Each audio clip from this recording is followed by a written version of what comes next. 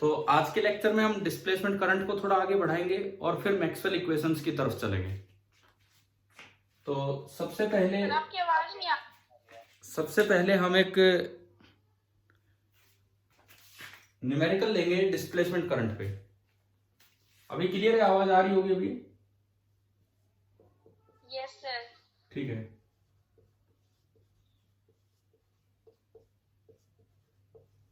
देखिए, कल displacement current कैसे निकालना है वो तरीका समझ में आया? 2-3 जगह हमने अप्लाई किया था। अब एक क्वेश्चन लेते हैं प्योरली डिस्प्लेसमेंट करंट निकालने के ऊपर। अब पॉइंट चार्ज क्यू, एक कोई भी पॉइंट चार्ज आपको दिया है, is moving along a straight line. वो एक स्ट्रेट लाइन के अलोंग चल रहा है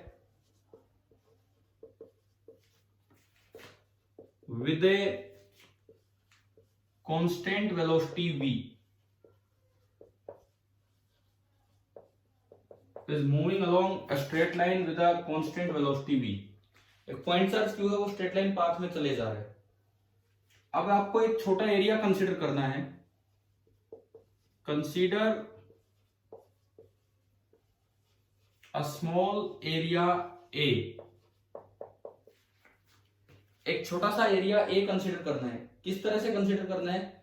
जो उसकी वेलोसिटी की डायरेक्शन उसके perpendicular to the direction of motion of charge.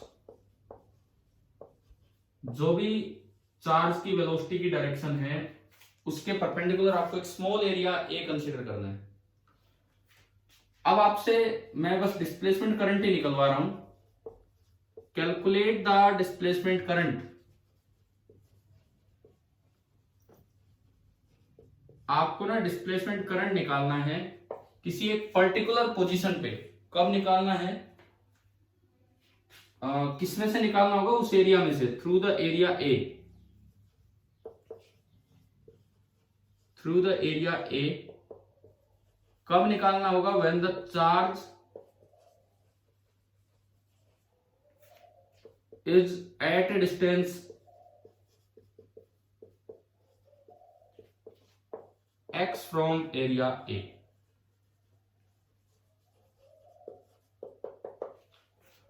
देखो, डिस्प्लेसमेंट करंट कैलकुलेशन पे एक क्वेश्चन ही हमने लिया, केवल और केवल डिस्प्लेसमेंट करंट कैलकुलेशन पे। एक बार पढ़ के देखो, आप सवाल समझ में आ रहा है कि क्या बोला है क्या नहीं बोला है इसमें।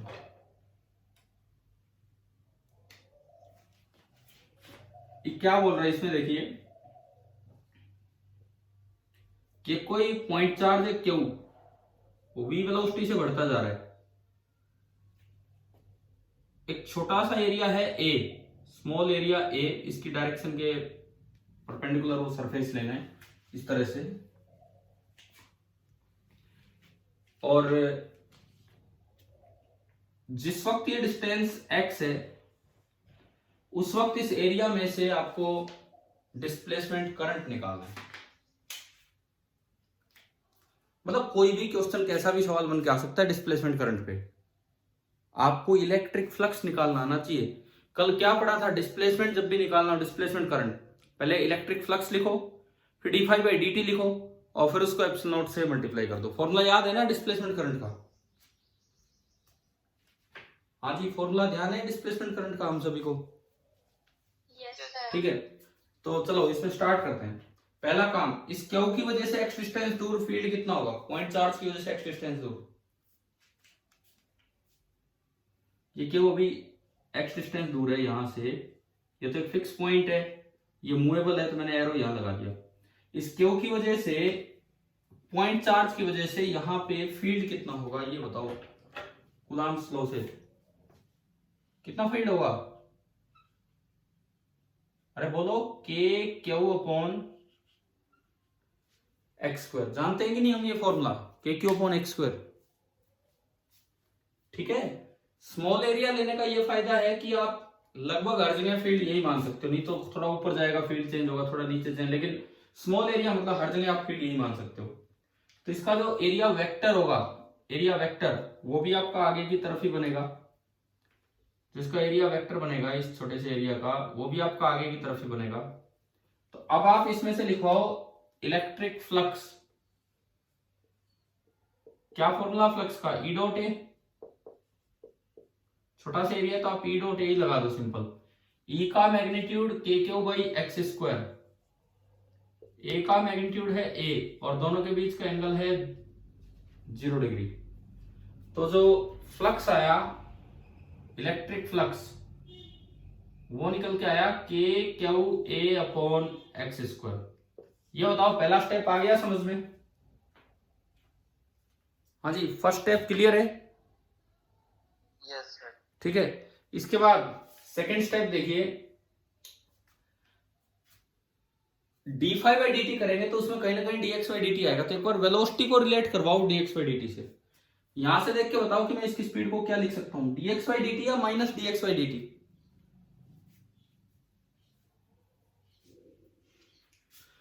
थोड़ी देर के बाद ये यहां होगा, यहां, और डिस्टेंस थोड़ी सी कम हो जाएगी, लेकिन हमें लिखना पड़ेगा x plus D x. T time पे ये यहां है और t plus D T time पे यहां है, और v है वेलोसिटी का मैग्नीट्यूड, और मैग्नीट्यूड कभी नेगेटिव होता नहीं है। आप डायग्राम देख के बताओ dx नेगेटिव है कि पॉजिटिव है? x प्लस dx x से छोटा है कि बड़ा है? छोटा है। छोटा है। तो dx नेगेटिव है कि पॉजिटिव है? नेगेटिव। नेगेटिव। तो अगर आपने v को लिख दिया dx बाई dt, तो ये तो नेगेटिव हो जाएगा। और वेलोसिटी का मैग्नीट्यूड, किसी भी वेक्टर का मैग्नीट्यूड कभी नेगेटिव नहीं होता है, किसी भी वेक्टर का मैग्नीट्यूड कभी नेगेटिव नहीं होता है। तो उसको पॉजिटिव बनाने के लिए बाहर क्या लगाना पड़ेगा? एक और माइनस। पता है ना यार, ये चीजें तो हम कई बार कर भी चुके हैं पहले, है ना, इस तरह की चीजें यूज। अब हम आते हैं d phi by D t पे। D phi by D t, चलिए इसका डिफरेंशिएशन करते हैं। के क्यू ए तो कांस्टेंट है, एक्स की पावर -2 का डिफरेंशिएशन क्या होगा? x की पावर -2 का डिफरेंशिएशन बोलो। -2 तो आगे आ जाएगा, पावर में एक और घट जाएगा -3, और into D x by D T. क्या ये स्टेप दिख रहा है आपको? मैंने क्या लिखा है? क्या स्टेप नजर आ रहा है कि नहीं? Yes sir. ठीक है, अब देखो ये बना 2 अलग कर लो, के क्यू ए अलग कर लो, x की पावर -3 नीचे जाके बना एक्स क्यूब, और इसके अलावा बचता है minus d x by D t. और minus d x by D t को मैं क्या लिख सकता हूं इधर से? अभी थोड़ी देर पहले देखा था, minus d x by D T क्या था हमारा? v। आ गया ना समझ? ठीक है, तो आपने इसकी जगह v रखा, तो मैं ऊपर लिखता हूं। अब D phi by D T कितना आ गया आपका? D phi by D T, इसकी जगह आपने v रख दिया, तो आया 2 टाइम्स के है 1/4πε0 q into a upon x cube into v. एक 2 से 2 गया। लास्ट स्टेप, आखिरी स्टेप, डिस्प्लेसमेंट करंट निकालना है, तो इसको एप्सिलॉन से मल्टीप्लाई कर दो। तो जब आप एप्सिलॉन से मल्टीप्लाई करेंगे तो कैंसिल हो जाएगा। तो बताओ क्या आंसर आ रहा है? अगर मैं यहां बात करूं डिस्प्लेसमेंट करंट की, तो एप्सिलॉन से मल्टीप्लाई करना है, तो वो तो कट ही लेगा। तो ये आंसर आ गया Q A V upon 2 x cube. ये इसका आंसर है। अभी बताओ भी कि आपको ये वाला सवाल आ गया समझ में, डिस्प्लेसमेंट करंट कैसे निकालना होता है? हाँ जी बोलिए, क्लियर है क्या? इसका क्या मतलब है? इससे एक और बात जाहिर हो रही है यहाँ पे। फ्लक्स के जितने भी सवाल थे, आप जो इलेक्ट्रिक फ्लक्स निकालने के क्वेश्चन करते थे, अगर उनमें एक स्टेप आगे जाया जाए तो डिस्प्लेसमेंट करंट निकल जाएगा। कभी भी आपने फ्लक्स लिखा, अगर वो as a function of time आ जाए, तो d phi by D t कर दो और एप्सिलॉन से मल्टीप्लाई कर दो, वो आपका डिस्प्लेसमेंट करंट का एक्सप्रेशन हो जाएगा। तो शायद इस क्वेश्चन ने वो बात क्लियर कर ही दी होगी। समझ में आ गया है ना भाई सभी को? ठीक है, चलो मैं आगे बढ़ूं फिर इसमें। Yes sir. ठीक है, इसके बाद जो हम अगली चीज पढ़ रहे होंगे, पहले मैं इसको हटा देता हूं, वो होंगी मैक्सवेल्स इक्वेशंस।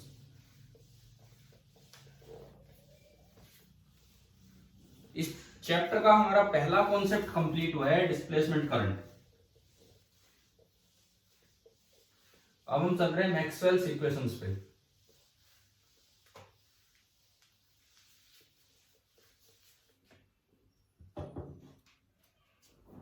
नेक्स्ट जो है, this is the Maxwell's equations of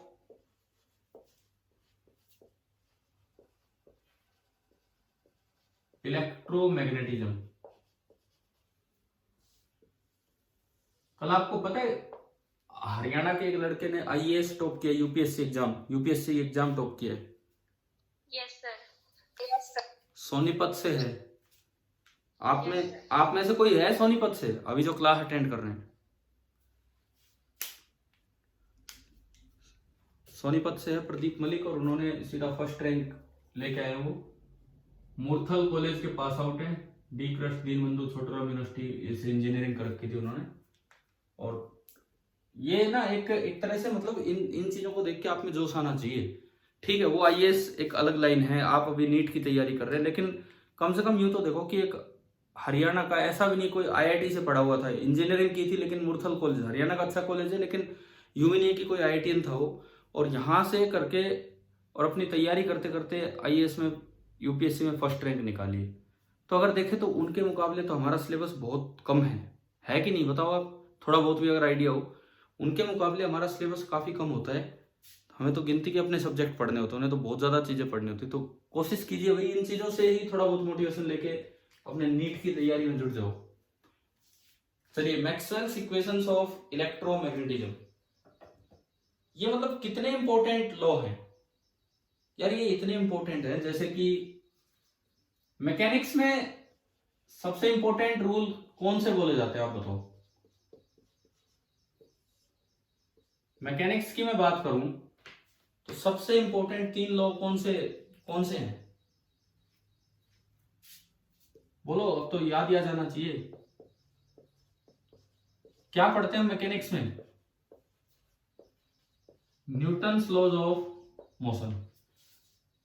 thermodynamics की अगर मैं बात करूं, थर्मोडायनेमिक्स की, मैकेनिक्स पूरी न्यूटन्स लॉज ऑफ मोशन में सिमट के रह जाती है।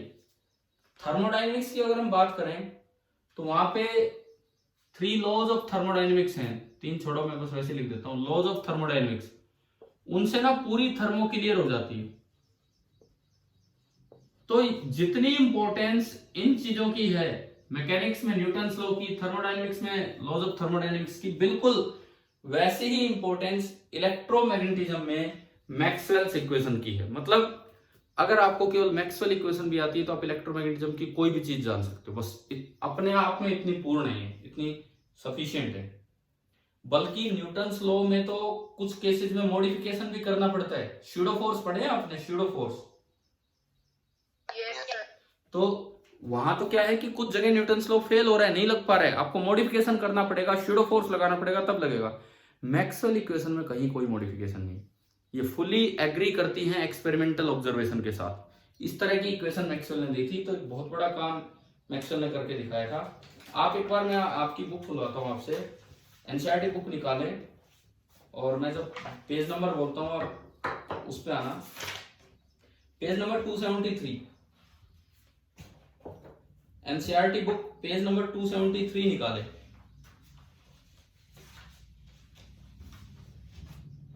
हाँ भाई, निकाल लिया?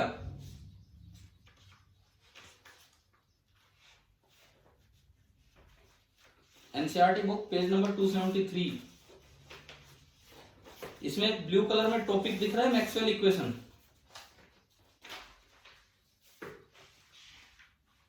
बोलो बोलो, जल्दी बोलो। मिल गया होगा ना? अब तो काफी टाइम हो गया। ब्लू कलर वाला जो मैक्सवेल इक्वेशन वाली टॉपिक है, फर्स्ट इक्वेशन क्या है आप बताओ। बुक में देख के बोलिए ना, ताकि मैं फिर आगे कुछ समझाऊं इनके बारे में।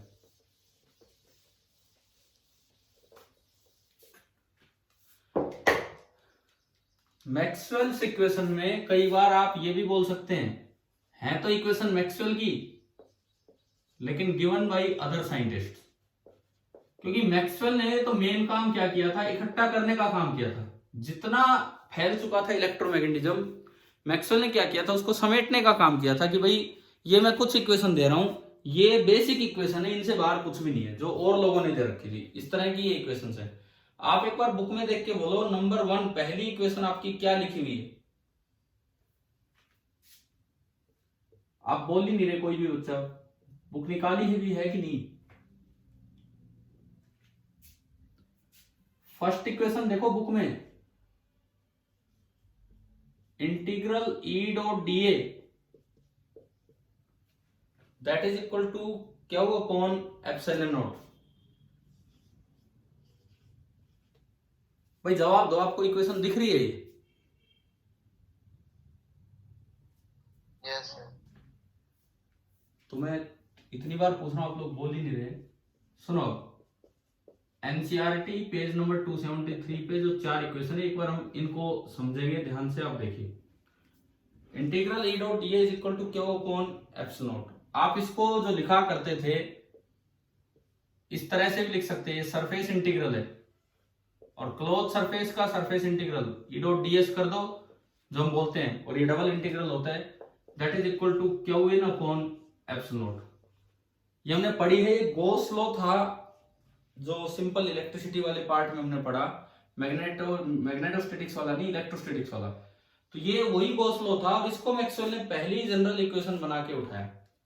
ये जो आप लिखते हैं ना, ये जो फॉर्म है, इसको बोलते हैं कि this is the integral form, this is known as integral form. इसी इक्वेशन की और भी फॉर्म होती है, इसी इक्वेशन की और भी दूसरी फॉर्म होती है, उसे बोलते हैं del dot E, that is equal to rho upon epsilon naught. क्या हमने कभी ग्रेडियंट, डाइवर्जेंस या कर्ल ऐसे वर्ड यूज किए हैं किसी ऑपरेशन में? ग्रेडियंट, डाइवर्जेंस किए ना? खाली यूं लगा हो किसी स्केलर के आगे, ना डॉट ना क्रॉस, ये होता है ग्रेडियंट ऑपरेशन। अगर वेक्टर के आगे लगा हो, डॉट लगा रखा हो, डॉट, इसे बोलते हैं डाइवर्जेंस ऑपरेशन। और वेक्टर के आगे ये लगा हो और क्रॉस लगा रखा हो, क्रॉस, इसे बोलते हैं कर्ल ऑपरेशन। ग्रेडियंट स्केलर का होता है, ग्रेडियंट स्केलर का होता है, रिजल्ट वेक्टर आता है। ग्रेडियंट होता स्केलर पे है, रिजल्ट एक वेक्टर आता है। डाइवर्जेंस डॉट प्रोडक्ट है वेक्टर के साथ, तो रिजल्ट एक स्केलर आएगा। कर्ल क्रॉस प्रोडक्ट है वेक्टर के साथ, तो रिजल्ट एक वेक्टर आएगा। मतलब ये 3 ऑपरेशंस होते हैं वेक्टर कैलकुलस के। ग्रेडियंट ऑपरेशन स्केलर पे होकर रिजल्ट वेक्टर बनाता है, डाइवर्जेंस ऑपरेशन वेक्टर पे होकर रिजल्ट स्केलर देता है, और कर्ल ऑपरेशन भी वेक्टर पे होकर रिजल्ट वेक्टर देता है। तो आपकी जो पहली मैक्सवेल इक्वेशन है, पहली जो मैक्सवेल इक्वेशन है, उसकी इंटीग्रल फॉर्म ये है जो हम पीछे पढ़ते हैं, और उसी की डिफरेंशियल फॉर्म होती है डेल डॉट ई, मतलब divergence of E, that is equal to rho, rho मतलब वॉल्यूम चार्ज डेंसिटी,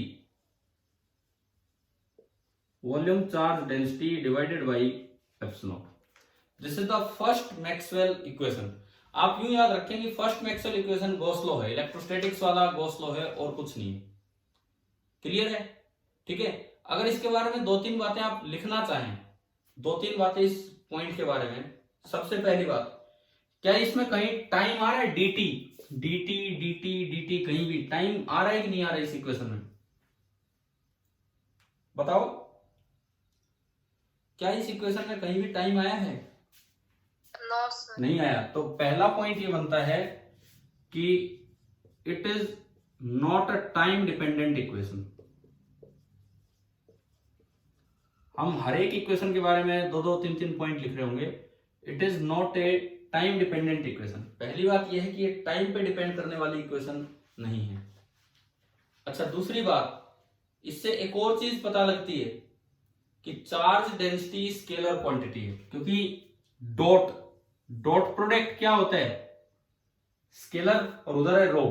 तो इससे ये भी पता लगता है इस इक्वेशन से कि charge density is a scalar quantity. अच्छा, तीसरी बात, इससे एक और चीज पता लगती है। इससे यूं पता लगता है कि जो इलेक्ट्रिक चार्ज डिस्ट्रीब्यूशन होगा वो इलेक्ट्रिक फील्ड फैलाएगा। चाहे आप यहां देखो चाहे यहां देखो, यहाँ क्यू है और ई है और यहाँ रो है और ई है। मतलब इससे ये भी पता लगता है कि इलेक्ट्रिक फील्ड फैलता है due to certain charge distribution. और क्या पता लगता है इससे? इससे ये भी पता लगता है कि आइसोलेटेड चार्ज एग्जिस्ट करते हैं, क्योंकि अगर आइसोलेटेड चार्ज एग्जिस्ट नहीं करते तो यहाँ केवल 0 ही आना था और कुछ नहीं आना था। तो 3-4 जो सिग्निफिकेंस है, मैं बोल रहा हूँ यार आप लिख लीजिए, अब थोड़ा थोड़ा पॉइंट लिख लीजिए क्या क्या मैंने बताया। देखो पहले पॉइंट मैंने बताया कि it is not a time dependent equation, time पे डिपेंड नहीं कर रही। दूसरी बात मैंने ये बताई, इससे ये पता लगा कि जो चार्ज डेंसिटी है वो एक स्केलर क्वांटिटी, क्योंकि इधर डॉट प्रोडक्ट है। तीसरी बात इससे ये पता लगता है कि जो चार्ज डिस्ट्रीब्यूशन होता है वो इलेक्ट्रिक फील्ड फैलाता है। चौथी बात इससे ये पता लगता है कि आइसोलेटेड इलेक्ट्रिक चार्ज एग्जिस्ट करते हैं, नहीं तो इक्वल टू में 0 आ जाता। हो गया क्या बताओ? ये 3-4 इसकी इंपॉर्टेंस, इसकी सिग्निफिकेंस क्या था। और पांचवी बात आप ये लिख सकते हो कि this equation summarises Gauss law in electrostatics. ये जो इक्वेशन है ये गॉस लॉ की ही को समराइज कर रही है। मतलब पहली जो बेसिक इक्वेशन मानी गई मैक्सवेल की वो थी गॉस लॉ इन इलेक्ट्रोस्टैटिक्स। चले भाई, क्लियर हो गया ये पहला पॉइंट, ठीक है। सेकंड इक्वेशन पे चलते हैं। दूसरी इक्वेशन जो आपकी बुक में दी है उस पे हम चलते हैं।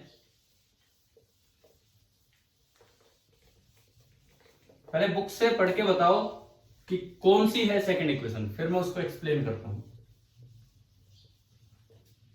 क्या है सेकंड इक्वेशन? सेकंड इक्वेशन में लिखता है कि integral B dot D A is 0। Second equation आपकी यूं लिखी है बुक में, integral B dot D A is 0। आप इसको यूं भी लिख सकते हैं कि surface integral over a close surface of B, यानी कि B dot D S, this is 0।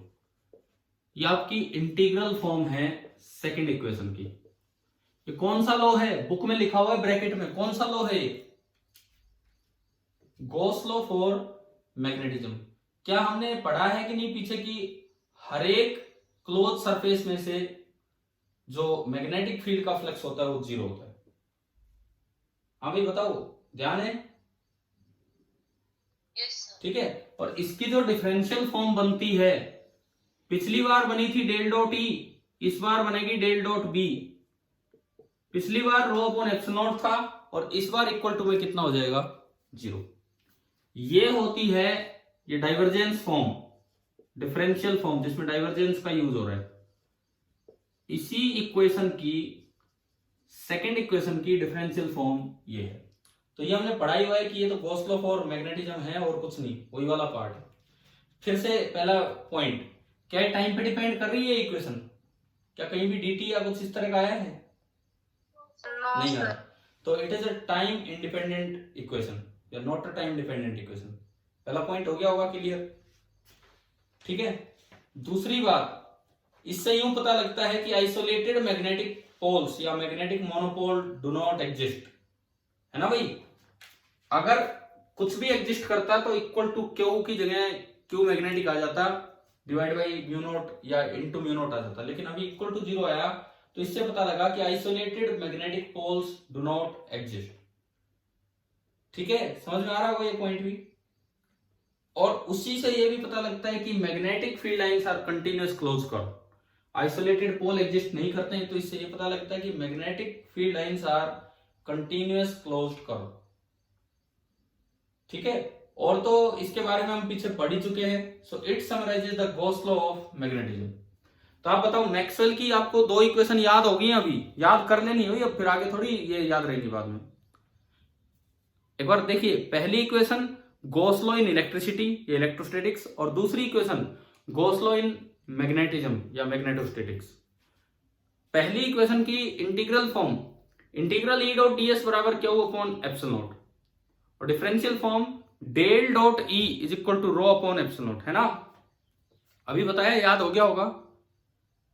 ऐसे ही जो दूसरा रूल है गॉस लॉ इन मैग्नेटिज्म, उसकी integral form integral B dot D S is equal to 0, और उसकी differential form del dot B मतलब डाइवर्जेंस ऑफ बी इज 0। क्या ये 2 बातें क्लियर हैं कि नहीं? फर्स्ट 2 इक्वेशंस जो हमने लिखी हैं, Yes. ठीक है। Yes. तीसरी इक्वेशन पे चलो। तीसरी मैक्सवेल की इक्वेशन, ये फैराडेज लॉ है। फैराडे लॉ हमने पढ़ा था कि EMF is equal to minus D phi by D T. EMF को आप लिख सकते हैं इंटीग्रल ई डॉट डीएल, उस पूरे क्लोज लूप में इंटीग्रल ई डॉट डीएल, और उधर दूसरी साइड आ जाएगा minus D phi by D T. देखिए थर्ड इक्वेशन आप देखो,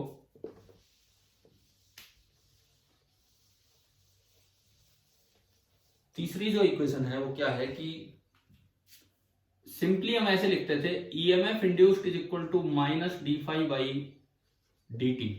इसको आप यूं भी लिख सकते हैं कि पूरे क्लोज पाथ पे integral E dot DL is minus D phi by D T. आप मैं एक सवाल पूछता हूं जो पीछे पढ़ाया हुआ आपको, ये इलेक्ट्रिक फील्ड कंजर्वेटिव है कि नॉन कंजर्वेटिव? ये जो इलेक्ट्रिक फील्ड होता है ईएमआई वाला, ये कंजर्वेटिव होता है कि non conservative? Conservative. Non conservative. मैंने उसमें कई बातें बताई थी, इसकी फील्ड लाइन क्लोज लूप होती है, ये नॉन कंजर्वेटिव होता है। अगर ये कंजर्वेटिव होता ना तो क्लोज पाथ पे ये इंटीग्रल जीरो आना था। अगर ये कंजर्वेटिव होता तो क्लोज पाथ पे इंटीग्रल जीरो आना था। आप एक बार देखना ईएमआई के समय पढ़ाया गया है कि बाकी बच्चों को ध्यान आ रहा है कि नहीं भाई, ये नॉन कंजर्वेटिव फील्ड है। हाँ जी बोलिए, ईएमआई में पढ़ा था हमने, ये जो इलेक्ट्रिक फील्ड होता है ये नॉन कंजर्वेटिव होता है। कंजर्वेटिव फील्ड की तो फील्ड लाइंस क्लोज लूप होती नहीं, इसकी तो क्लोज कंसेंट्रिक लूप्स होती। चैप्टर के जब एंड में हम पहुंचे थे ईएमआई के एंड में, उन दिनों हमने ये सब चीजें डिस्कस की थी इस इलेक्ट्रिक फील्ड के बारे में, है ना भाई, याद आ गया होगा। ठीक है, इस इक्वेशन को ऐसे भी लिख सकते हैं, integral E dot DL this is equal to minus D by D T of magnetic flux, और मैग्नेटिक फ्लक्स को मैं लिख सकता हूं सरफेस इंटीग्रल ऑफ बी। मतलब ई और बी में कैसा रिलेशन है ये दिखाने का ये तरीका है कि आप इस इक्वेशन को ऐसे भी लिख सकते हैं। तो ये तो है इसकी इंटीग्रल फॉर्म। इसी की जो डिफरेंशियल फॉर्म होगी, इसी की जो डिफरेंशियल फॉर्म है, डाइवर्जेंस की जगह कर्ल ऑपरेशन आ जाता है, डेल क्रॉस ई। बाकियों में del dot E del dot B आ रहा था, इसमें डेल क्रॉस ई आएगा, and minus partial derivative of B with respect to time. तो ये है इसकी डिफरेंशियल फॉर्म। इस इक्वेशन की जो डिफरेंशियल फॉर्म है वो ये होती है कि डेल क्रॉस ई, इधर तो आएगा del cross E vector form. Vector form मतलब कर्ल का रिजल्ट वेक्टर होता है, क्योंकि मुझे बी चाहिए उधर, कोई चार्ज डेंसिटी इस तरह का चीज नहीं है, और उधर होता है minus curly B by curly T. हम जो पीछे पढ़ के आए होते हैं वो ओनली इंटीग्रल फॉर्म हमने पढ़ी है। अभी जो मैं आपको साथ साथ बता रहा हूं हर इक्वेशन की डिफरेंशियल फॉर्म और बता रहा हूं, जो यहां तो बुक में लिखी नहीं है पर आप लिख सकते हो साथ साथ। तो ये है आपका फैराडे लॉ। अब इसमें बताओ, पहला सवाल, क्या ये टाइम डिपेंडेंट इक्वेशन है कि नहीं? हाँ भाई, क्या ये टाइम डिपेंडेंट इक्वेशन है कि नहीं है, बताइए। है, बिल्कुल है। ये जो इक्वेशन है this is time dependent. First point तो इसका ये बना। दूसरी बात, ये ई को बी से रिलेट कर रही है। ई का तो है spatial variation with respect to position, integration हो रहा है, और बी में वेरिएशन ये दिखा रहा है टेम्पोरल वेरिएशन की, विद रिस्पेक्ट टू टाइम कैसा वेरिएशन हो रहा है। तो आपका सेकेंड पॉइंट ये बन सकता है यहां पे कि दिस इक्वेशन या it relates spatial variation of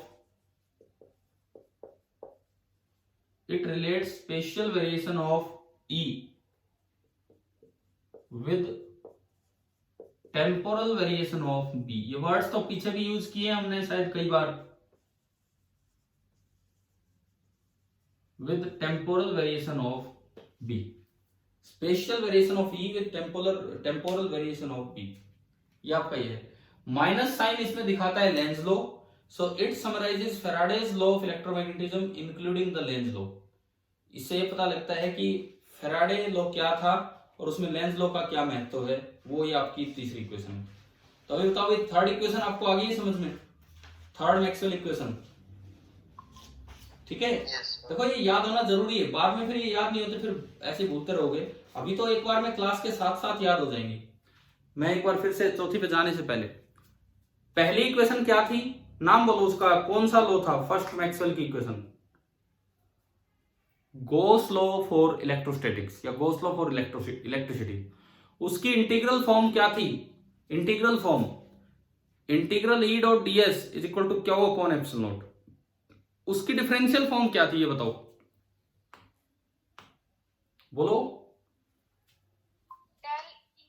del dot E, del dot E मतलब डाइवर्जेंस ऑफ ई, है ना। Del dot E is equal to rho upon epsilon, first equation होगी। सेकंड इक्वेशन आपकी मैक्सवेल की थी गॉस लॉ इन मैग्नेटिज्म। उसकी integral form क्या थी? Integral B dot D is equal to 0। हाँ, integral B dot D S is equal to 0। और उसकी डिफरेंशियल फॉर्म क्या थी? Differential form del dot B dot D is equal to 0। हाँ, divergence of B is equal to 0। तीसरी equation sorry, Maxwell's की equations में जो थर्ड इक्वेशन बोली गई वो है फैराडेज लॉ ऑफ इलेक्ट्रोमैग्नेटिज्म, है ना, इंक्लूडिंग लेंज लॉ। डिफरेंशियल ना सॉरी इंटीग्रल फॉर्म में उसकी इक्वेशन क्या है? इंटीग्रल फॉर्म में integral E dot D L is equal to minus D by D T of phi B, और फाइव बी को आप लिख सकते हैं surface integral of B dot D S, है ना। लेकिन अगर उसकी डिफरेंशियल फॉर्म बोले तो क्या है? डाइवर्जेंस की जगह तो इधर क्या आ जाएगा? कर्ल डेल क्रॉस ई, है ना भाई, याद आ रहा होगा क्या हम लिख रहे हैं? Del cross E is equal to उधर क्या, दूसरी साइड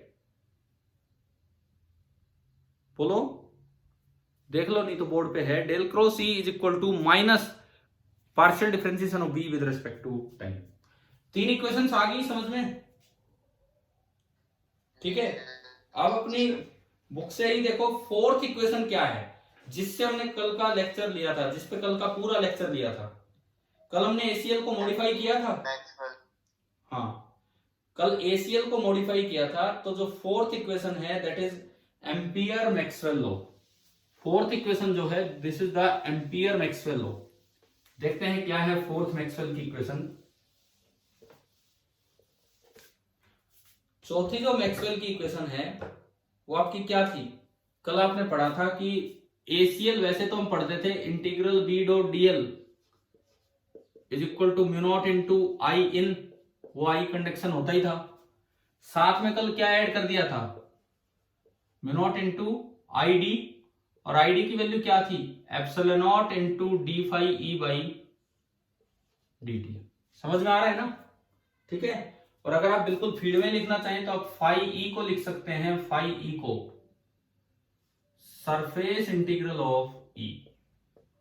मतलब मैंने तो बिल्कुल इसको खोल के लिख दिया इस इक्वेशन को। ये थी आपकी मैक्सवेल की फोर्थ इक्वेशन, जिसे मैक्सवेल एम्पियर मैक्सवेल लॉ भी बोल देते हैं, एसीएल विद एम्पियर्स मॉडिफिकेशन भी बोल देते हैं। इस तरह से इक्वेशंस बोली जाती हैं। हाँ भाई बोलो, ये तीसरी ये पढ़ी हुई है ना ये इक्वेशन, कल ही तो पढ़ा हमने ये पूरी, वो करेक्शन करके मैंने आगे लिख दिया है। ठीक है, इसकी डिफरेंशियल फॉर्म सुनो क्या बनती है। इधर कर्ल आ जाएगा मतलब क्रॉस, तो पहली दो इक्वेशंस में तो इधर डॉट आया, अगली दो इक्वेशंस में इधर क्रॉस आया, बराबर म्यू नॉट इंटू जे। जे क्या होता था? जे मतलब करंट डेंसिटी, वहां कंडक्शन करंट आता था, उसकी जगह तो यहां आ जाता है current density, plus mu not into partial differentiation of D. भाई क्या हमने इलेक्ट्रिक डिस्प्लेसमेंट पढ़ा था कभी पहली यूनिट में कैपेसिटर के आसपास? बताओ, इलेक्ट्रिक डिस्प्लेसमेंट नाम की कोई चीज पढ़ी थी क्या कभी, या नहीं याद आ रहा है? यस सर, पढ़े है ना, जो इलेक्ट्रिक डिस्प्लेसमेंट वेक्टर पढ़ा था, जो फर्स्ट यूनिट के टाइम कैपेसिटर के आसपास पढ़ा होगा, तो उसकी टर्म्स में ये इक्वेशन लिखी जाती है। तो जो आपकी चौथी इक्वेशन है, fourth equation, integral B dot DL is equal to mu not I C plus mu naught epsilon naught by D T T of phi, E आपका कंडक्शन वाला करंट और ये डिस्प्लेसमेंट वाला करंट। इसकी इंटीग्रल फॉर्म है, इधर तो आ जाएगा del cross B mu not into J plus mu not into partial differentiation with respect to electric displacement, तो D is the electric displacement. अच्छा अब सुनो, आपको कम से कम चार इक्वेशंस तो याद हो जानी चाहिए। इसके बाद प्रॉपर्टीज पे हो आते हैं। सबसे पहली बात, क्या ये टाइम डिपेंडेंट है कि नहीं? क्या इसमें कहीं भी टाइम आ रहा है? आ रहा है, बिल्कुल आ रहा है। So it is a time dependent equation.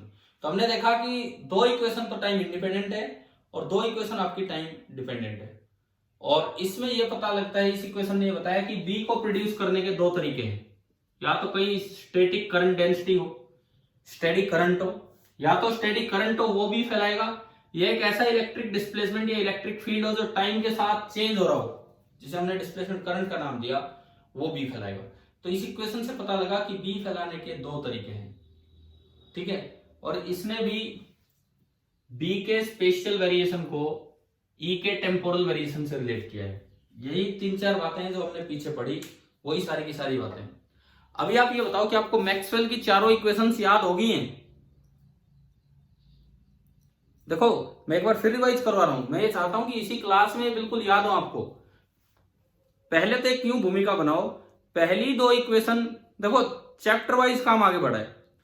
First unit electrostatics से पहली equation I Gauss law in electricity या गॉस लॉ इन इलेक्ट्रोस्टैटिक्स। फिर मैग्नेटिज्म से आए Gauss law in magnetism, second equation. फिर फैराडे लॉ ईएमआई से आया, थर्ड इक्वेशन। और फिर जो एसीएल में मॉडिफिकेशन करके आई, फोर्थ इक्वेशन, जो कल ही हमने पढ़ा इस यूनिट से। एक बार इक्वेशन बता दो, पहली इक्वेशन। अच्छा एक चीज और बताता हूं, ये 1 2 3 4 सीक्वेंस कोई जरूरी नहीं है। जैसे न्यूटन के 3 लॉ है, क्या न्यूटन फर्स्ट लॉ को मैं न्यूटन थर्ड लॉ बोल सकता हूं? नहीं, उनमें लॉ फिक्स है, नाम फिक्स है, सिंबल फिक्स है, ये फर्स्ट है, सेकंड है, थर्ड नंबर। यहां ऐसा कुछ नहीं है। कोई बुक किसी को फर्स्ट दे देती, कोई बुक किसी को, लेकिन हम अपनी एनसीईआरटी बुक के हिसाब से याद रखें क्योंकि इन्होंने चैप्टर वाइज दिया है। पहली equation Gauss law in magnetostatics, sorry electrostatics. Second Gauss law in magnetostatics. Third Faraday's law. And fourth Ampere's law, ampere circuital law with Maxwell modification. अब बस फाइनली इक्वेशन बता दो, मैं बोलता हूं आप सुनते चलो। पहली equation Gauss law in electrostatics, उसकी इंटीग्रल फॉर्म क्या है? Integral E dot D S is equal to Q upon, हाँ। और उसकी differential form, del dot E divergence of E is equal to,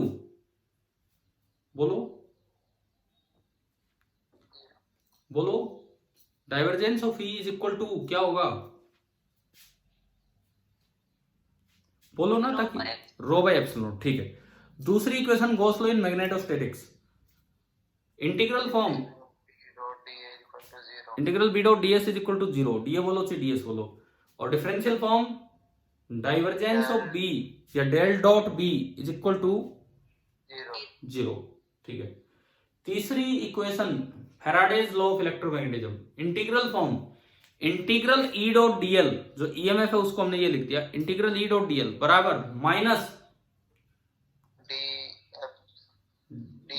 D phi B by D T, magnetic flux का difference. और उसकी differential form, उसमें divergence नहीं आएगा, उसमें कर्ल आएगा। क्या है बताओ? डेल क्रॉस ई मतलब curl of E is equal to minus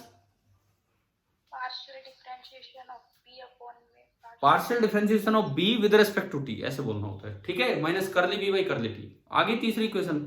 और चौथी और आखिरी इक्वेशन एम्पियर मैक्सवेल लॉ या एसीएल विद मैक्सवेल्स मॉडिफिकेशन। अगर आप इंटीग्रल फॉर्म बोलें तो अपना वो दिमाग में रखें, इंटीग्रल बी डॉट डीएल बराबर mu not into I C, I था mu not into I C plus mu not into I D हो जाएगा। और आई डी को आप लिख सकते हैं epsilon not into D phi E by D T, D phi E by D T. याद हो गया होगा ना अच्छे से, तो कल से यूज ही कर रहे हम, ठीक है। लेकिन इसकी जो, ये मैं हट लेता हूं बोर्ड के सामने से, इसकी जो डिफरेंशियल फॉर्म है वो ये है, आखिरी दोनों में कर्ल आ रहा है, पहले दोनों में डाइवर्जेंस आ रहा है। Del cross B is equal to mu not I की जगह डेंसिटी आ जाएगी। देखो गॉस लॉ इन इलेक्ट्रोस्टैटिक्स में इंटीग्रल फॉर्म में आता है q upon epsilon, differential form में डेंसिटी आ जाती है रो अपॉन एप्सिलॉन। यहां भी इंटीग्रल फॉर्म में करंट आ रहा है, डिफरेंशियल फॉर्म में डेंसिटी आ जाती है current density J, plus mu not into partial derivative with respect to time, किसका? इलेक्ट्रिक डिस्प्लेसमेंट का। तो यार ये डिफरेंशियल फॉर्म तो जस्ट आप याद रख लो, क्योंकि हम ये यूज नहीं करेंगे, इसलिए याद रखो यार, कल को कहीं लिखनी पड़ जाए तो इंटीग्रल फॉर्म से ज्यादा इफेक्ट डालती है सामने वाले पे डिफरेंशियल फॉर्म। उससे यूं लगता है कि हाँ यार इसको तो कुछ जानकारी है इन चीजों की। तो अभी बताओ कि आपको मैक्सवेल की चारों इक्वेशन समझ में आ गई कि नहीं? Yes sir. ठीक है, याद हो जानी चाहिए। अब मैं इसके बारे में एक स्टेटमेंट देता हूं, ये मैक्सवेल इक्वेशंस के बारे में, कि फोर मैक्सवेल इक्वेशंस, चार तो ये इक्वेशन, इसके अलावा बस एक और इक्वेशन की जरूरत पड़ती है जिसको हम लोरेंट फोर्स इक्वेशन बोलते हैं, Lorentz force law. And Lorentz force law मैं ब्रैकेट में लिख देता हूं, आपको ध्यान आ जाएगा। F is equal to q into E plus q into v cross B. क्या मैग्नेटोस्टैटिक्स चैप्टर में हमने ये रूल पढ़ा था? पढ़ा था, नहीं ये वाला रूल? ठीक है, एक ये इक्वेशन मिलके कंप्लीटली डिस्क्राइब इलेक्ट्रोमैग्नेटिज्म। ये बात आप याद रखना, इनके अलावा कोई छठी इक्वेशन की जरूरत नहीं है। चार तो मैक्सवेल की इक्वेशन और एक ये जो मैंने लिखा Lorentz force equation, F is equal to q E plus q into v cross B. याद आ गई होगी ये वाली इक्वेशन, ये तो पढ़ा हुआ है हमने, वेलोसिटी सेलेक्टर और वो सब चीजें पढ़ते थे उस समय, साइक्लोट्रॉन और वो सब। तो ये पांच इक्वेशंस मिलके इलेक्ट्रोमैग्नेटिज्म को पूरे तरीके से डिस्क्राइब कर देते हैं, किसी छठी इक्वेशन की जरूरत नहीं है। बाकी अगर है तो इनके सिंप्लीफाइड वर्जन है, नहीं तो इनसे भी काम चल जाता। अब बताओ, अब क्लियर है? ये वाली बात याद रखेंगे ना आपकी, कौन सी पांच इक्वेशन है जिनसे इलेक्ट्रोमैग्नेटिज्म पूरा एक्सप्लेन हो सकता है। ठीक है, और ये मैक्सवेल के नाम से क्यों फेमस होगी ये इक्वेशन? देखो, चार में से मैक्सवेल का रोल तो एक ही इक्वेशन में भाई, बाकी तीन तो सेम है। चौथे में भी एम्पियर का रोल ज्यादा है, मैक्सवेल ने तो बस एक इंप्रूवमेंट किया था, मैक्सवेल ने तो एक छोटा सा इंप्रूवमेंट किया था। तो लेकिन ये फिर भी बहुत इंपॉर्टेंट इसलिए मानी जाती है कि मैक्सवेल ने एक बड़ा काम ये कर दिखाया कि इतने फैले हुए इलेक्ट्रोमैग्नेटिज्म में से कुछ ऐसी बेसिक इक्वेशंस ढूंढ निकाली कि बस भाई इनसे सारा काम चल जाएगा, जिससे इलेक्ट्रोमैग्नेटिज्म सिमट के छोटा हो गया। तो ये था आपका टॉपिक, ये मैक्सवेल्स इक्वेशन। अब देखो, ये है तो बुक में तो एक जरा सा ब्लू कलर में दिया हुआ है मैक्सवेल इक्वेशन, लेकिन हमने इस पे करीब आधा एक घंटा लगाया ताकि आप ये चीजें ढंग से समझ पाए। तो अभी बताओ, मैक्सवेल इक्वेशन बिल्कुल क्लियर है, याद हो जाएंगी क्या है क्या नहीं? ठीक है, चले हम आगे बढ़े। तो अब जो हमारा चैप्टर का नाम है, हम थोड़ा उस तरफ बढ़ेंगे। जो हमारा चैप्टर का नाम है, क्या नाम है इस चैप्टर का? किस नाम से स्टार्ट किया था हमने? हाँ, इलेक्ट्रोमैग्नेटिक वेव्स। तो अब हम थोड़ा ईएम वेव्स की तरफ आएंगे। एक बार ये और बता दो, कल मैंने 3 सवाल दिए थे, वो हो गए कि नहीं हुए? हमें कोई डाउट है किसी को तो अभी पूछ लेना, नहीं तो फिर हम आगे बढ़े। जो 3 क्वेश्चन दिए थे, एक सोल्ड एग्जाम्पल और 2 एक्सरसाइज के, शायद क्लियर हो गए होंगे सभी को, है ना? तो चलिए अब आगे स्टार्ट करते हैं। EM waves, electromagnetic waves.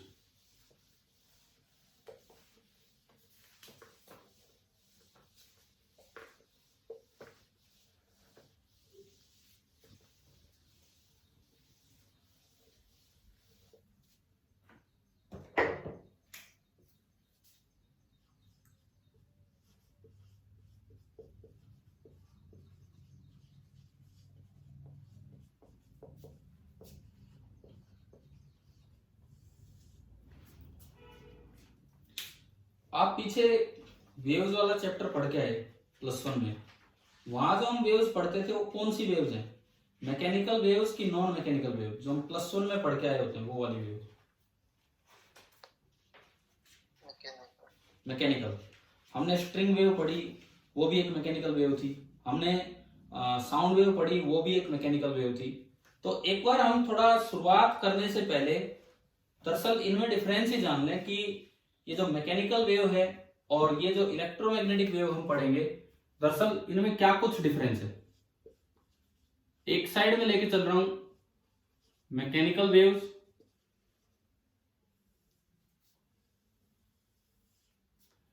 और एक साइड में लेके चल रहा हूं electromagnetic waves, EM waves, EMW इसे बोल देते हैं। देखो, सबसे पहला फर्क तो इनके जनरेशन में है। यहां ये जो वेव होती है mechanical wave, these are generated through mechanical oscillator. Mechanical wave जो होती हैं these are generated through mechanical oscillator. जैसे रस्सी है, उसको कोई खुद ऑसिलेट करवा रहा है, मैकेनिकली ऑसिलेट करवा रहा है, तो ये बात है। जबकि जो इलेक्ट्रिक वेव्स होंगी, these will be generated through, ये जो इलेक्ट्रोमैग्नेटिक वेव्स हैं, इलेक्ट्रिक ऑसिलेटर। इलेक्ट्रिक ऑसिलेटर का मतलब है चार्ज, कि कोई ना कोई चार्ज ऑसिलेट कर रहा होगा, कोई चार्ज ऑसिलेट करेगा तो ये वेव जनरेट होगी। थोड़ा मैं आइडिया देता हूं। कल मैंने बताया कि अगर चार्ज ऑसिलेट करेगा तो उसका इलेक्ट्रिक फील्ड टाइम के साथ चेंज होगा। अगर इलेक्ट्रिक फील्ड टाइम के साथ चेंज हो रहा है तो वो डिस्प्लेसमेंट करंट बन गया, और डिस्प्लेसमेंट करंट प्रोड्यूस कर देगा मैग्नेटिक फील्ड। अब वो चार्ज ऑसिलेट हो रहा है तो जो उसका मैग्नेटिक फील्ड जनरेट होगा वो भी ऑसिलेटिंग मैग्नेटिक फील्ड जनरेट होगा। और ईएमआई कहता है कि अगर मैग्नेटिक फील्ड टाइम के साथ चेंज होता है तो वो क्या जनरेट कर देता है, इलेक्ट्रिक फील्ड। दोबारा सुन लो, एक चार्ज है शुरू में, वो ऑसिलेट करता है तो उसका इलेक्ट्रिक फील्ड भी वेरी करेगा। अगर इलेक्ट्रिक फील्ड टाइम के साथ वेरी करता है तो इसका मतलब वो डिस्प्लेसमेंट करंट बन गया। डिस्प्लेसमेंट करंट मैग्नेटिक फील्ड फैलाएगा, और ये इस तरह का वेरिएशन होता है कि वो डिस्प्लेसमेंट करंट का जो मैग्नेटिक फील्ड है वो भी टाइम के साथ चेंज होता रहता है। और अगर मैग्नेटिक फील्ड टाइम के साथ चेंज होगा तो भाई ईएमआई फिर से इलेक्ट्रिक फील्ड जनरेट हो जाएगा। तो ये रीजनरेट करते आगे बढ़ते रहते हैं और एक वेव आगे बन जाती है। तो दोनों के जनरेशन में फर्क है, एक में मैकेनिकल ऑसिलेटर है और एक में इलेक्ट्रिकल ऑसिलेटर है। दूसरा, ये जो मैकेनिकल वेव्स होती हैं क्या ये वैक्यूम में से चल सकती हैं? मैकेनिकल वेव क्या वैक्यूम में से चल सकती हैं? नहीं।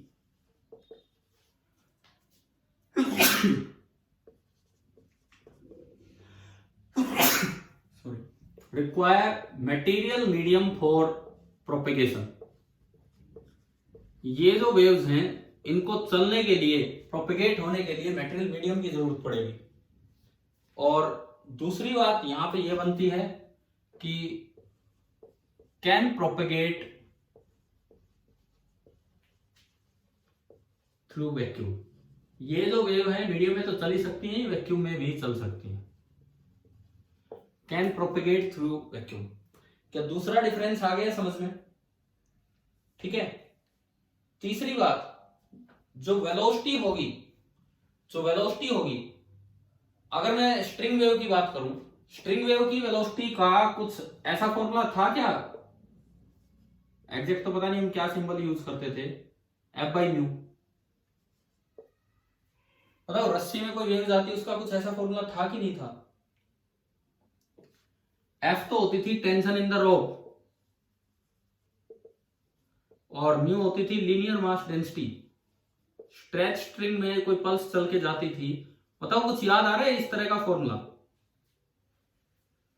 देखो, F की जगह हम T भी लिख सकते थे टेंशन, लेकिन T फिर टाइम पीरियड होता है, और म्यू की जगह लैम्डा भी लिख सकते थे लीनियर मास डेंसिटी, लेकिन लैम्डा वेव में वेवलेंथ होती, तो हमने ये सिंबल दिए थे।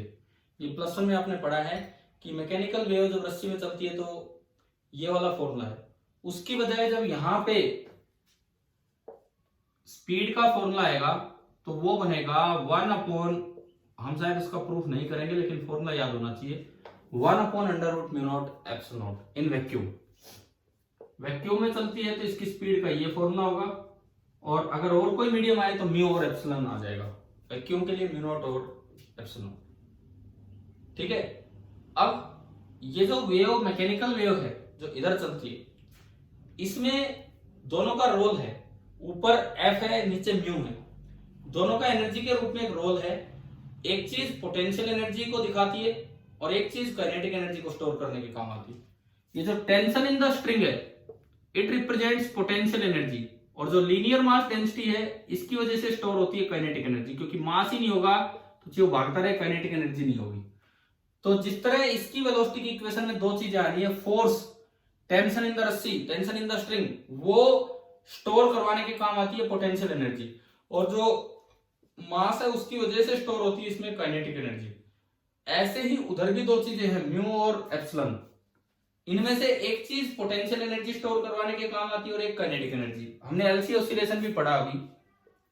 Electric part potential energy oscillate store करवाता है, और ये जो मैग्नेटिक पार्ट है ये काइनेटिक एनर्जी स्टोर करवाता है। आप बताओ एलसी ऑसिलेशन पढ़ के आए हो, तो जब इलेक्ट्रोस्टैटिक पार्ट में एनर्जी आती, नीचे चार्ज वाला स्टोरेज होता, तो वो इक्विवेलेंट थी जैसे कि रस्सी अपनी स्प्रिंग अपनी एक्सट्रीम पोजीशन पे पहुंच गई, और जब सारी एनर्जी इंडक्टर के पास होती थी तो वो इक्विवेलेंट था कि जैसे ब्लॉक अपनी मीन पोजीशन पे पहुंच गया और उसके बाद सारी की सारी काइनेटिक एनर्जी। यानी कि ये जो म्यू होता है मैग्नेटिक फील्ड वाला पार्ट, ये काइनेटिक एनर्जी स्टोर करने के काम आता है, और जो एप्सिलॉन होता है इलेक्ट्रिक फील्ड वाला पार्ट, ये पोटेंशियल एनर्जी स्टोर करने के काम आता है। हाँ जी, बताओ ये इतनी बातें समझ में आई कि नहीं आई? ठीक है, ये हमने एक बार ना कुछ कंपैरिजन लिया है, इन चीजों के बारे में, क्योंकि ईएम वेव की शुरुआत करने से पहले एक अच्छा टॉपिक है। ईएम वेव की शुरुआत करने से पहले जो जरूरतें हैं वो हम पूरी कर लें, चाहे आज हो सकता है ईएम वेव प्रॉपरली ना भी शुरू हो, लेकिन जो और जरूरतें हैं वो हम पूरी कर रहे हैं।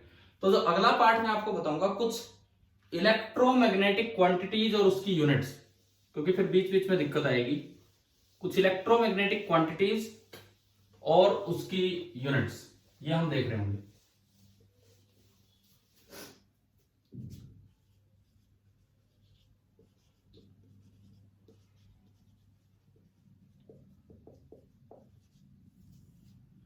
सम इलेक्ट्रोमैग्नेटिक क्वांटिटीज। पहली क्वांटिटी है इलेक्ट्रिक फील्ड इंटेंसिटी ई। इसकी यूनिट बताओ क्या होती है?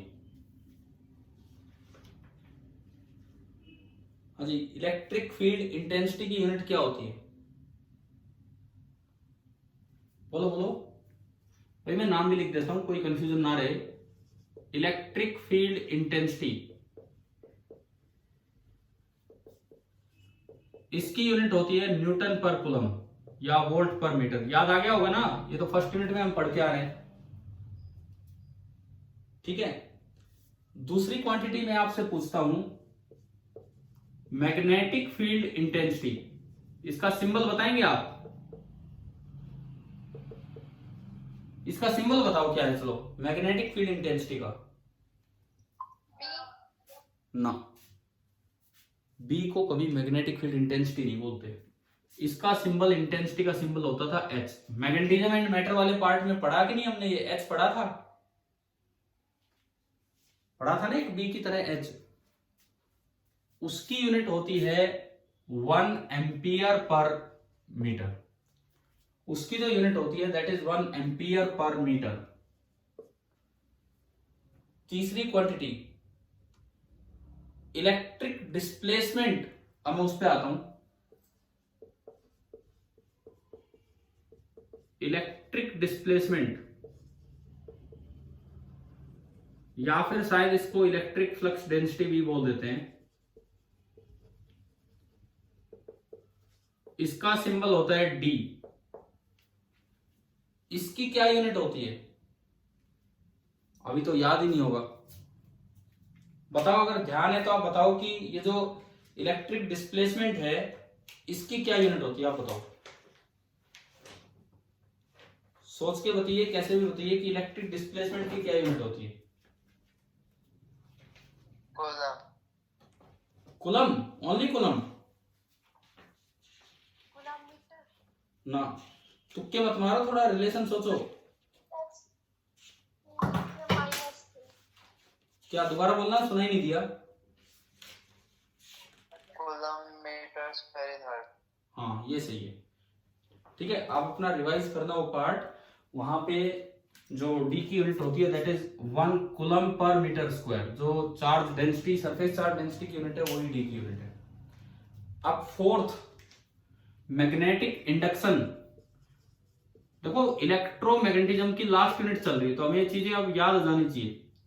मैग्नेटिक इंडक्शन का सिंबल क्या होता है? मैग्नेटिक इंडक्शन का इसका सिंबल होता था बी। इसी को बोलते हैं magnetic field strength. Magnetic intensity नहीं बोलते, लेकिन इसको इंटेंसिटी एच हो जाती है। बी की यूनिट क्या होती है? टेस्ला या वेबर पर मीटर स्क्वायर। फ्लक्स से मैं लिखूं तो वेबर पर मीटर स्क्वायर। ये आपकी चौथी क्वांटिटी जिसकी यूनिट है बी। पहले तो आप ये बताओ कि पहली 4 क्वांटिटी समझ में आ गई? ठीक है भाई, पहली 4 क्वांटिटीज बिल्कुल क्लियर हो जानी चाहिए, इनके नाम भी क्लियर होने चाहिए। ई की जैसी क्वांटिटी बी नहीं होती, ई की जैसी एच होती है और डी की जैसी बी होती है, परंतु हम जिस तरह पढ़ते हैं इलेक्ट्रोस्टैटिक्स में तो ई को ज्यादा फोकस करते हैं और मैग्नेटोस्टैटिक्स में एच की बजाय किसको ज्यादा फोकस कर रहे होते हैं, बी को ज्यादा फोकस कर रहे होते हैं। ठीक है, अब पांचवी और छठी तो क्वांटिटी में बनाऊं। फिफ्थ इज परमिटिविटी,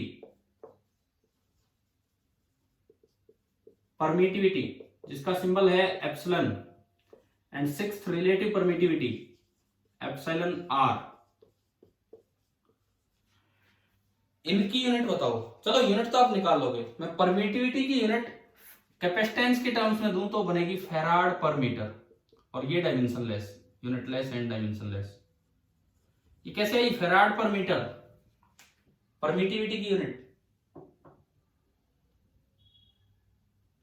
सी का फॉर्मूला होता है epsilon not a by D,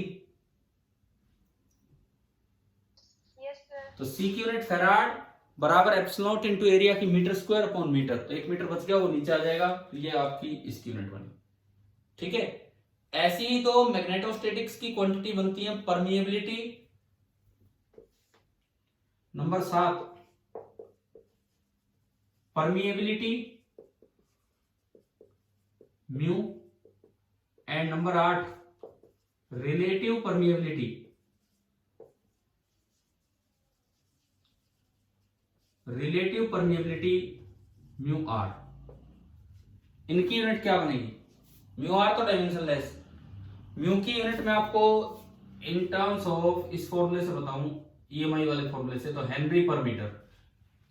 EMI में भी तो म्यू यूज हुआ है, सेल्फ इंडक्टेंस में वो है ना। ठीक है, तो वहां से मैंने ये यूनिट बताई, आप देख लेना कैसे आएगी, हेनरी पर मीटर, और ये यूनिटलेस। हम एक बार कर क्या रहे हैं, बस एक बार इकट्ठे कर रहे हैं ताकि आपको क्वांटिटीज याद हो जाए क्या क्या है। ठीक है, ऐसी दो क्वांटिटी 9 और 10 मैं आगे बनाऊं। यूं तो क्वांटिटी बहुत ज्यादा है, तो बेसिक बेसिक चीजें जो यूज होती रही हैं इसमें यूज होंगी। चार्ज डेंसिटी मैं लैम्डा की बात कर रहा हूं, मतलब per unit length, and current density यहां मैं जे की बात कर रहा हूं। करंट डेंसिटी की यूनिट क्या होगी, करंट डेंसिटी की unit ampere per metre square, समझ गए हो ना। करंट डेंसिटी की जो यूनिट होगी that is ampere per metre square. ठीक है, चार डेंसिटी में आप तीनों लिख सकते हैं, lambda, sigma and rho. Lambda की कूलम पर मीटर, सिग्मा की coulomb per metre square, and rho की कूलम पर मीटर क्यूब। अब ये सारी चीजें समझ में आ गई है, कैसी कैसी क्वांटिटीज आई और किस तरह से। अभी तो यार देखो क्वांटिटीज का एंड ही नहीं है। मान लो मैं बोल जाऊं कंडक्टिविटी, रजिस्टिविटी, तो ये भी तो क्वांटिटीज आई है बीच वाले सेकंड यूनिट में। कंडक्टिविटी उसकी यूनिट आप देखोगे साइमन मीटर इनवर्स। तो एटलीस्ट अब हम अपने अगले 2-3 दिन में, अगले 2-3 दिन में इलेक्ट्रोमैग्नेटिज्म को फिनिश करने वाले हैं। इस वीक लगा लो, इस वीक आपका इलेक्ट्रोमैग्नेटिज्म पूरा फिनिश हो जाएगा। और ईएम वेव्स भी मैं कोई आपको एक दिन में नहीं करवा रहा हूं। कई बार क्या होता है, देखो मोस्ट ऑफ द टाइम अब बच्चे क्या करें, वो आगे से ऐसे पेश कर दिया जाता है, भाई ये तो ऐसी है, बस जरा सा चैप्टर है। ऐसे नहीं है यार, बहुत इंपॉर्टेंट चैप्टर, बहुत अच्छा चैप्टर है। पीछे का सारा कुछ समराइज इस यूनिट में जाके हो रहा है, एक एक चीज समराइज यहाँ की हो रही है, तो इसीलिए हम इसमें टाइम लगा रहे हैं। कल हमने खाली डिस्प्लेसमेंट करंट पढ़ा, आज अगर वो शुरू के 15-20 मिनट और मिलते और तो ये लास्ट के 10 मिनट मिला के आधा घंटा हो जाता, तो हम ईएम वेव्स पूरा पूरा पढ़ते। अभी क्या है, मैं ईएम वेव का बस स्टार्ट भी नहीं कर रहा हूं, ईएम वेव जस्ट और ही क्वांटिटीज वहां तक पहुंचने के लिए उनका यूज करवा रहा हूं। चलो ये मैंने क्वांटिटीज के बारे में बताया। अब अगली चीज जो काफी काम की है आपके लिए, पीछे पढ़ चुके वही सब बातें हैं, लेकिन relation between EM quantities, relation between electromagnetic quantities, ये वाला सबसे पहली रिलेशन एप्सिलॉन आर। आप बताओ, मैं 2 ऑप्शन लिखता हूं, एप्सिलॉन अपॉन एप्सिलॉन नॉट या फिर एप्सिलॉन नॉट अपॉन एप्सिलॉन। वो कंफ्यूजिंग रिलेशंस वो मैं ला रहा हूं जो बच्चे भूल जाते हैं अक्सर। बताओ कौन सा सही है, पहला सही है या दूसरा सही है? ऐसे ही mu R mu upon mu naught या म्यू नॉट अपॉन म्यू, कौन सा रिलेशन सही है इनमें? तीसरा relation electric displacement epsilon into E होता है या 1/एप्सिलॉन इंटू ई होता है। चौथा relation H is equal to mu into B होता है या 1/म्यू इंटू बी होता है। इनमें एक भी मैंने नया रिलेशन नहीं लिया है। पांचवा रिलेशन J बराबर सिग्मा ई होता है या 1/सिग्मा मतलब रो इंटू ई होता है। मैंने आपसे जस्ट 5 रिलेशन पूछे जस्ट चेक करने के लिए कि भाई कितना आपको ध्यान है कितना नहीं ध्यान है। बताओ चलो, जस्ट एक खुद आपके लिए रिवीजन हो रहा है इलेक्ट्रोमैग्नेटिज्म का। इनमें बताओ यार, इनमें बताओ, ये तो आसान है। पहला कौन सा सही है? सेकंड ऑप्शन ना, फर्स्ट ऑप्शन। इसमें फर्स्ट ऑप्शन सही है। एप्सिलॉन आर होता है एप्सिलॉन अपॉन एप्सिलॉन नॉट, ये होता है। सेकंड में बताओ कौन सा ऑप्शन सही है? Second first mu upon mu not. अरे जैसे ऊपर वाला होता है वैसे ये होता है, म्यू अपॉन म्यू नॉट। अब थर्ड में बताओ कौन सा रिलेशन सही है? डी इलेक्ट्रिक डिस्प्लेसमेंट और ई में। तीनों में फर्स्ट आएगा। तीसरे में भी फर्स्ट। चौथे में बताओ कौन सा रिलेशन सही है? फर्स्ट ऐसे तुक्का मत मारो यार। सेकंड सेकंड सही है। और पांचवे में फर्स्ट। तो अब मैं क्या आपको बता रहा हूं, एक ईएम वेव स्टार्ट होना है कल। आप थोड़ा सा अपना ये जो बेसिक जानकारियां हैं, यूनिट्स, क्वांटिटी, सिंबल, क्या नाम है, एटलीस्ट ये चीजें अपना रिवाइज करके रखें। बिकॉज कल हम जो स्टार्ट कर रहे होंगे, ईएम वेव कर रहे होंगे, सबसे बेस्ट पार्ट है इलेक्ट्रोमैग्नेटिज्म का। और कल कौन सा डे हो जाएगा? थर्सडे है ना? थर्सडे, फ्राइडे, सैटरडे, ठीक है। हम पूरा वीक दे रहे हैं ईएम वेव को, पूरा वीक दे रहे हैं। ढंग से आपका ये चैप्टर हो जाना चाहिए और आप अच्छे से इस चीज को तैयार कीजिए। और शायद इसके बाद इलेक्ट्रोमैग्नेटिज्म आपका बहुत अच्छा हो चुका हो और एनसीईआरटी की एक एक चीज फर्स्ट पार्ट की फिर आपको आ जानी चाहिए कि क्या है क्या नहीं। क्योंकि इसके बाद फिर हम स्टार्ट कर रहे होंगे ऑप्टिक्स। इससे कहीं आसान ब्रांच है ऑप्टिक्स इलेक्ट्रोमैग्नेटिज्म से। और उसमें रे ऑप्टिक्स तो आसान सी है। रे ऑप्टिक्स में तो कुछ भी नहीं है, ऐसी आसान है जैसे आपने 10th में पढ़ रखी थी। असल में जो इंटरेस्टिंग ऑप्टिक्स आएगी, नई ऑप्टिक्स आएगी, वो कौन सा पार्ट रहेगा? Wave optics. वो आपके लिए बिल्कुल नई फिजिक्स होगी जो आपने 10th में नहीं पढ़ी होती है। तो अगले 2-3 दिन और हम पहले ये वाला पार्ट पूरा करते हैं, इलेक्ट्रोमैग्नेटिज्म कंप्लीट हो जाएगा और फिर हम उस पार्ट पे चलेंगे। चलिए ठीक है, और कोई कुछ बोलना चाहे तो ठीक है। चलो, थैंक यू।